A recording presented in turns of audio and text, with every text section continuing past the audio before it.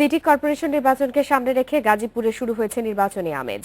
নগরীর গুরুত্বপূর্ণ এলাকা আর মোড়ে মোড়ে শোভা পাচ্ছে ভোটার ও এলাকাবাসীকে শুভেচ্ছা জানিয়ে সম্ভাব্য প্রার্থীদের ব্যানার ও বিলবোর্ড।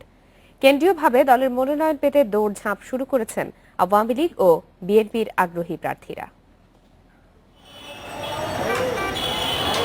গাজীপুরে সিটি নির্বাচনের দিনক্ষণ এখনও ঠিক না হলেও কৌশলে প্রচার প্রচারণা শুরু করেছেন সম্ভাব্য প্রার্থীরা। কেন্দ্রের সমর্থন লাভের আশায় জোর লবিং চলছে বড় দুই দলে। আওয়ামী লীগ আর বিএনপির মনোনয়ন কারা পাচ্ছেন তা নিয়ে চায়ের আড্ডা থেকে মাঠ ময়দান সর্বত্র চলছে নানা আলোচনা ও রাজনৈতিক অঙ্ক। বিএনপি রাজনৈতিকভাবে অনেকটা নীরব থাকলেও মেয়র পদে এবার সম্ভাব্য প্রার্থী হিসেবে আলোচনায় বর্তমান মেয়র অধ্যাপক এম এ মান্নান এবং দলের কেন্দ্রীয় নেতা ও সাবেক এমপি মুক্তিযোদ্ধা হাসান উদ্দিন সরকার। দলীয় মনোনয়ন পেলে সিটির অসমাপ্ত কাজ সম্পন্ন ও উন্নয়নের ব্যাপারে আশাবাদী তারা।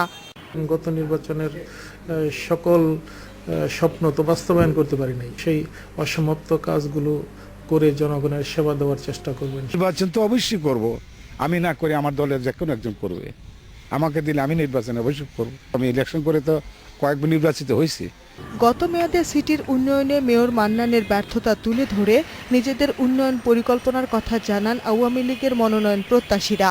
কমিশনের ব্যাপারে আমি শতভাগ আশাবাদী এবং মানুষেরও প্রত্যাশা তাই। এটিকে একটি মাদকমুক্ত সমাজে পরিণত করার জন্য আমি সকলের সহযোগিতা কামনা করছি। দলের প্রাথমিক অবস্থায় যারা এই দলের সাথে জড়িত ছিল সে তাদের এবং তাদের পরিবারের সকল সদস্যকে নিয়ে এবং নতুন প্রজন্ম যারা আছে সকলকে নিয়ে আমি এখানে কাজ করছি।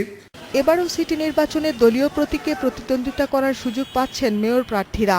গাজীপুর সিটি কর্পোরেশনের মেয়াদ শেষ হচ্ছে আগামী 4 সেপ্টেম্বর। Independent news desk.